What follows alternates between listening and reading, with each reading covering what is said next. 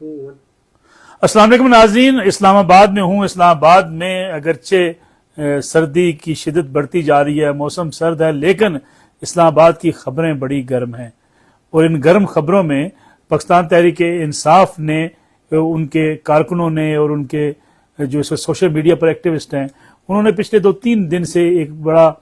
شور مچایا ہوا ہے۔ وہ کیا ہے؟ وہ یہ ہے کہ عمران خان صاحب کے ساتھ ایک بڑی اہم ملاقات ہوئی ہے، اور وہ اڈیالہ جیل میں ان کے ساتھ ملاقات ہو گئی ہے۔ گویا اب آنے والے دنوں میں پی ٹی آئی کے لیے خوشخبریاں ہی خوشخبریاں ہیں، اور یہ مہم کا آغاز کیا گیا، اور یہ کہا گیا کہ عمران خان صاحب کے معاملات طے ہو چکے ہیں، اور اس وقت جو عمران خان صاحب کے مخالفین ہیں، جو جیل سے باہر ہیں، وہ جیل میں جانے والے ہیں، اور عمران خان صاحب رہا ہونے والے ہیں۔ یہ مہم باقاعدہ ایک منصوبے کے تحت چلائی گئی۔ یہ اس وقت چلائی گئی جب جو ہے وہ مروت صاحب کے پی کے اندر جلسے کر رہے تھے، اور پی ٹی آئی کے کچھ جلسوں کے اندر لوگ بھی آئے، کارکنان بھی آئے، اور یہ محسوس ہونے لگا کہ شاید پی ٹی آئی کے اوپر سے جو ایک دباؤ ہے وہ کم ہو رہا ہے، اور پی ٹی آئی اب جلسے جلوس بھی کرے گی، بڑے کنونشن کرے گی، اور آنے والے دنوں میں عمران خان صاحب کے لیے بڑی اچھی خبر بھی سامنے آ سکتی ہے۔ نہ کوئی جیل کے اندر ملاقات ہوئی، نہ عمران خان صاحب کے لیے کوئی بڑا ریلیف ہوتا ہوا نظر آتا ہے۔ آج تو پھر بڑی گرم خبر آ گئی کہ جو ہے وہ عمران خان صاحب، زلفی بخاری اور شہزاد اکبر صاحب، اور جو پراپرٹی ٹائکون ہیں ملک ریاض، ان کے حوالے سے آج وارنٹ گرفتاری بھی جاری کر دی ہے نیب نے۔ گویا عمران خان صاحب کی مشکلات بڑھ رہی ہیں،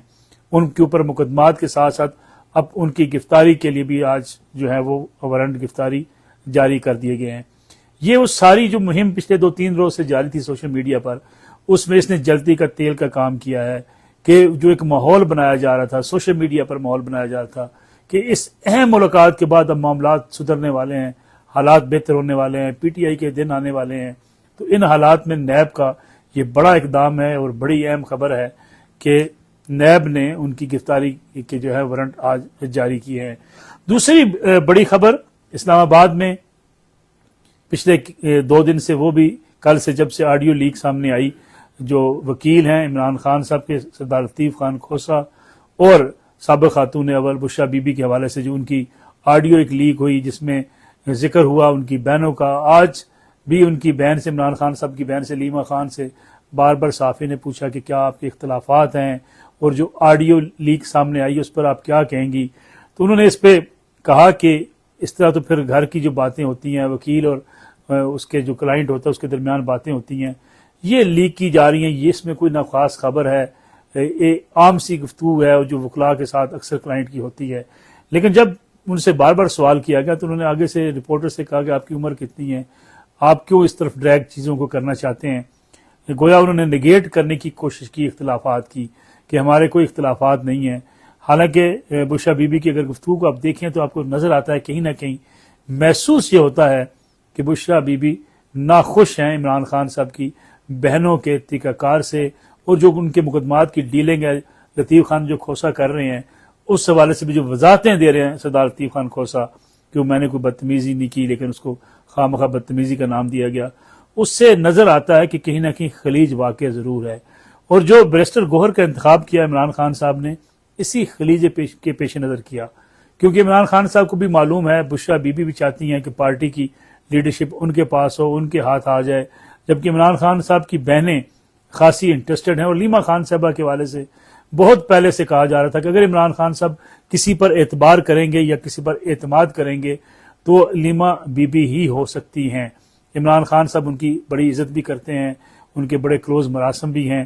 اور پورے خاندان کے اندر جو اختلافات بھی ہوئے، ان کے اپنے بہنوئی سے جو اختلافات ہوئے، اس میں بھی ان کی بہنوں نے عمران خان صاحب کا بھرپور ساتھ دیا۔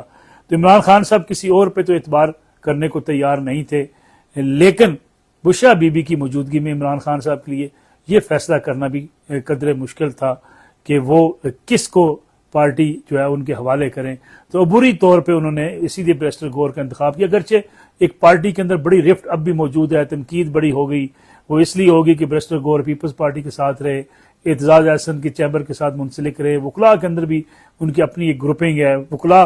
گروپ بھی انہیں تسلیم کرنے کو تیار نہیں، جو اگرچہ عمران خان کے ساتھ ہیں، لیکن وہ بیرسٹر گوہر کو تسلیم نہیں کرتے، کیونکہ وہ اعتزاز احسن صاحب کے ایک گروپ کے اندر ہمیشہ سے موجود رہے ہیں۔ اب دیکھنا یہ ہے کہ بیرسٹر گوہر کے حوالے سے اختلافات کب سامنے آتے ہیں۔ دھماکہ ڈالا آج اکبر ایس بابر صاحب نے، جو پہنچ گئے central secretariat P T I کے، اور اکبر ایس بابر صاحب تو شروع سے دعوے دار ہیں کہ پی ٹی آئی ہماری ہے، یہاں انتخابات ہونے چاہیے۔ عمران خان صاحب نے جب بھی انتخابات کروائے وہ جعلی طریقے سے ہوئے اور انتخابات کو وہ تسلیم نہیں کرتے۔ پھر فارن فنڈنگ کیس کا لے کر وہ عدالتوں میں گئے الیکشن کمیشنر پاکستان کے پاس۔ عمران خان صاحب کے لیے خاصی مشکلات اکبر ایس بابر صاحب نے کھڑی کی، لیکن اچانک اکبر ایس بابر کا میدان میں اتر آنا اور پارٹی کی ذمہ داری سنبھالنے کی کوشش کرنا، یہ بھی ایک بڑی اہم خبر اسلام آباد کے حلقوں میں ہے کہ آخر ایسا کیا ہوا کہ اکبر ایس بابر میدان میں اس وقت کود پڑے ہیں جب Akbar S Babar P T I کے خلاف مقدمات جو ہے وہ درج کر چکے ہیں اور پی ٹی آئی کے خلاف کھل کر وہ اپنی بات کا اظہار بھی کرتے ہیں۔ لیکن دوسری طرف اگر دیکھا جائے تو اس وقت جو ہے شیر افضل مروت جو بیانیاں لے کر نکلے تھے، جس پہ انصار عباسی صاحب نے، ملک کے سینئر صحافی ہیں، انہوں نے اس پہ کالم بھی لکھا کہ عمران خان صاحب اب جیل کے اندر کیا سوچ رکھتے ہیں۔ ایک بدلی سوچ عمران خان کے ہاں پائی جاتی ہے، جس کو لوگ شاید یہ رنگ دے رہے ہیں کہ عمران خان صاحب کو اسٹیبلشمنٹ کے ساتھ معاملات طے ہو چکے ہیں۔ اسٹیبلشمنٹ کے ساتھ معاملات طے نہیں، بلکہ عمران خان صاحب نے جو شیر افضل مروت جس کا بار بار ذکر بھی کرتے ہیں اور کہتے بھی ہیں کہ عمران خان صاحب نے ہی انہیں کہا کہ جا کے جو جلسے کیے جائیں، جو کنونشن کیے جائیں، اس میں فوج مخالف نعرہ نہ لگے اور کوئی ایسا بیانیہ نہ بنایا جائے جس سے فوج اور پی ٹی آئی کے درمیان جو خلیج پیدا ہو چکی ہے یہ مزید بڑھے، اس کو بلکہ اس کو کم کرنے کی کوشش بھی کی جائے۔ شیر افضل مروت نے جب اپنے جلسے میں، اپنے کنونشن میں پاک فوج زندہ باد کے نعرے لگائے تو پی ٹی آئی کا سوشل میڈیا بریگیڈ ان کے خلاف جو ہے ایک پوری مہم چلانے پہ آ گیا، تو اس پہ بھی پی ٹی آئی کے اندر خاصا اختلاف پایا جاتا ہے، کیونکہ شیر افضل مروت صاحب کہتے ہیں کہ عمران خان صاحب نے تو خود حکم دیا اس بات کا کہ نعرے بھی لگائے جائیں، پاک فوج کے شہداء کی بات بھی کی جائے اور فوج کے اوپر تنقید کا سلسلہ پارٹی کنونشنز میں اس کو نہ کیا جائے، اس سے اوائڈ کیا جائے، اور سوشل میڈیا پہ وہ ایکٹیوسٹ جو پی ٹی آئی کے باقاعدہ جو ہے ایکٹیوسٹ نہیں ہیں لیکن ان کے سپورٹر سمجھے جاتے ہیں، ان سے بھی قطع تعلق کیا جائے تاکہ یہ تاثر ختم ہو سکے کہ پی ٹی آئی جو ہے وہ فوج مخالف کو بیانیہ سوشل میڈیا پر چلا رہی ہے۔ عمران خان صاحب اپنے اس بدلے ہوئے بیانیے کے ساتھ واقعی قائم رہتے ہیں یا اس کو مزید بڑھانے کی کوشش کرتے ہیں؟ شیر افضل مروت کس حد تک سچے ہیں یہ آنے والے دنوں میں پتہ چلے گا، لیکن کوشش یہی ہے، انصار عباسی صاحب بھی کہتے ہیں کہ کوشش تو یہ کی جا رہی ہے کہ بدلا ہوا بیانیہ عمران خان صاحب کا قابل قبول ہو جائے اسٹیبلشمنٹ کے لیے، کیونکہ اسٹیبلشمنٹ بھی یہ سمجھتی ہے کہ فوج کے خلاف جو بیانیہ بنایا گیا ہے اور جس طریقے سے سوشل میڈیا پر ایک مہم چلائی جا رہی ہے اس سے ملکی اداروں کی ساکھ کو نقصان پہنچتا ہے، اور اگر ملکی اداروں کے خلاف ہی نوجوان نسل کو کھڑا کیا جائے گا اس کو پاکستان کی سلامتی کے حوالے سے دیکھا جا رہا ہے، اور پی ٹی آئی اس حوالے سے خاصی تنقید کی زد میں ہے فوج کے حلقوں کے اندر، اسٹیبلشمنٹ کے حلقوں کے اندر، کہ یہ ساری مہم جو چلائی جاتی ہے یہ منظم منصوبہ بندی کے ساتھ چلائی جاتی ہے۔ عمران خان صاحب اگر یہ بیانیاں لے کر نکلتے ہیں تو انہیں دو مشکلات کا سامنا کرنا پڑ سکتا ہے، ایک تو یہ کہ پی ٹی آئی کے ان کارکنوں کو جن کو وہ فوج مخالف ایک پورا بیانیہ دے چکے ہیں اس کو واپس کیسے لایا جائے، اور اگر عمران خان اس بدلے ہوئے بیانیے کے ساتھ آگے آتے ہیں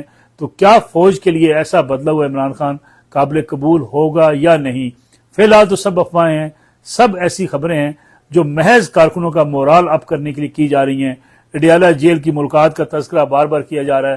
کوئی ایسی ملاقات نہ ہوئی ہے نہ مستقبل میں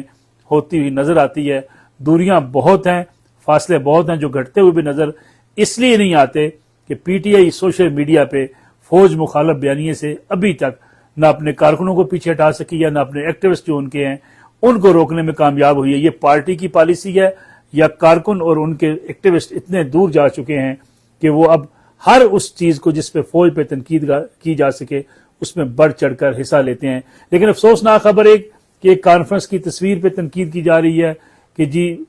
نگران وزیر اعظم انوار اللہ کاکڑ صاحب کس صف میں کھڑے تھے، اور یہ کہا جا رہا ہے جی پچھلی صفوں میں کھڑا کر دیا گیا۔ اس ترتیب کو دیکھے بغیر کہ جو سب سے سینئر لوگ ہوتے ہیں وہ پہلے کھڑے ہوتے ہیں، میزبان پہلے پھر کس ایک رو میں کھڑے ہوتے ہیں، پھر سب سے کم وقت اس عہدے پر فائز رہنے والے لوگ وہ ان کی ایک الگ سے جو ہے وہ جگہ دی جاتی ہے۔ اس سے ریاست پاکستان کی کچھ دنیا میں تنہائی کا مقصد نہیں ہوتا، نہ ہی کسی ملک کو ڈیگریڈ کرنا ہوتا ہے، لیکن بدقسمتی سے اس وقت نگران حکومت کے خلاف مہم چلانے والے اس بات سے بے خبر ہیں کہ اس کا پاکستان کی ریاست کو نقصان پہنچتا ہے اور پاکستان کی حکومت کو نہیں بلکہ پاکستان کو نقصان پہنچے، جسے اوائڈ کیا جانا چاہیے۔ اسلام آباد خاصا سرد ہے لیکن خبریں خاصی گرم ہیں۔ اگلے 2-3 روز میں کچھ اور مزید خبریں سامنے آئیں گی جس سے یہ اندازہ ہو سکے گا کہ اب آنے والے دنوں میں انتخابات کے حوالے سے بے یقینی کی فضا جو کہیں نہ کہیں پھیلائی جاتی ہے، اس کے پیچھے کون ہے، اور انتخابات واقعی 8 فروری کو ہوں گے، یہ جو ہے بالکل ایک فیصلہ واضح ہو چکا ہے۔ یہ بھی آنے والے دنوں میں کچھ بادل چھٹتے ہوئے دکھائی دیں گے۔